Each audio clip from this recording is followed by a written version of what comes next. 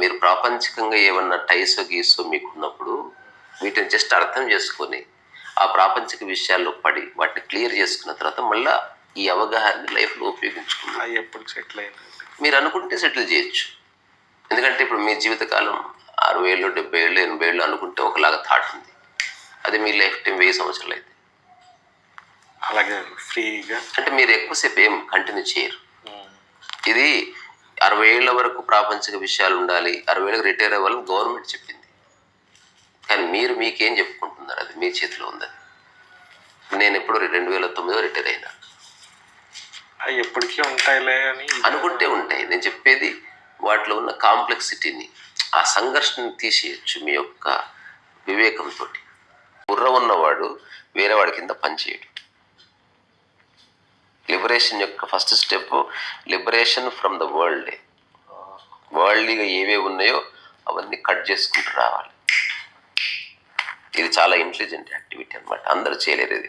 నేను ఛత్తీస్గఢ్లో ఉన్నప్పుడు I happen to met a beautiful man. Recently he passed away. 90 years బతికాడు అతను. నేను ఒక ఇంటికి వెళితే ఆ ఇంట్లో ఒక చిన్న గదిలో అతను ఉన్నాడు. ఏదో ఒక రియలైజేషన్ వచ్చి అతనికి ఉన్న ఏది వరల్డ్లీ టైస్ ఉన్నాయో, అంటే ఉద్యోగం ఉంది, ఉద్యోగంలాగా రిటైర్మెంట్తో పోయింది, అక్కడతో ప్రపంచం తెగిపోదుగా. కూతురు ఇట్లా వీళ్ళున్నారు, వీళ్ళని పిలిచి ఇదమ్మా ఆస్తి, ఇది మీకు, ఇది మీకు. ఇక నెక్స్ట్ ఏ సమస్యలు వచ్చినా ఆర్థిక పరంగా నా దగ్గరికి రావద్దు. Are you satisfied? లేకపోతే నా దగ్గర ఇంకొంచెం ఇచ్చేస్తాను ఇప్పుడే. జీవితంలో డిస్కషన్ వద్దు. ఒకరోజు ఆలోచించుకొని చెప్పండి ఏమ్మా అంటే మళ్ళీ తర్వాత వాళ్ళు వచ్చి ఏం లేదు డాడీ ఎవ్రీథింగ్ ఈజ్ ఓకే. అట్లా కాదు, డాక్యుమెంట్ అంటే రాయించాడు. నెక్స్ట్ మీకు ఎలాంటి ఆర్థిక సమస్యలు వచ్చినా తండ్రి దగ్గరికి రావడానికి వీలేదు. మీరు ఫ్రెండ్స్ దగ్గరికి వెళ్తారా, పోలీస్ స్టేషన్కి వెళ్తారా, అప్పులు చేసుకుంటారా, వాటితో నాకు ఏ సంబంధం లేదు. ఎందుకంటే నేను చేయవలసింది చేశాను అండ్ యూఆర్ హ్యాపీ. రెండోది, ఇప్పుడు నేను ఉంటున్న ఇల్లు ఈ కూతురికి ఇచ్చేస్తాను. దీంట్లో ఈ చిన్న రూమ్ మాత్రం నేను ఉంటాను, నేను సెల్ఫ్ వరకు. బట్ ఆ తర్వాత మీరు ఎవరన్నా హ్యాండ్ ఓవర్ చేసుకోవచ్చు. ఆ తర్వాత తనకు కారు ఉంది. ఆ కారు తను వారానికి ఒకసారి ఒక ½ అన్ అవర్ అట్లా డ్రైవ్కి వెళ్తాడు.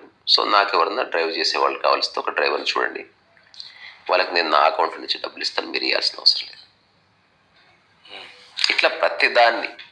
తర్వాత ఇక మీదట ఏదన్నా పెళ్ళిళ్ళకి పిలిచినా నేను రాకపోవచ్చు, మీరే వెళ్ళండి, నేను ఇంకా ఫంక్షన్స్కి రాను.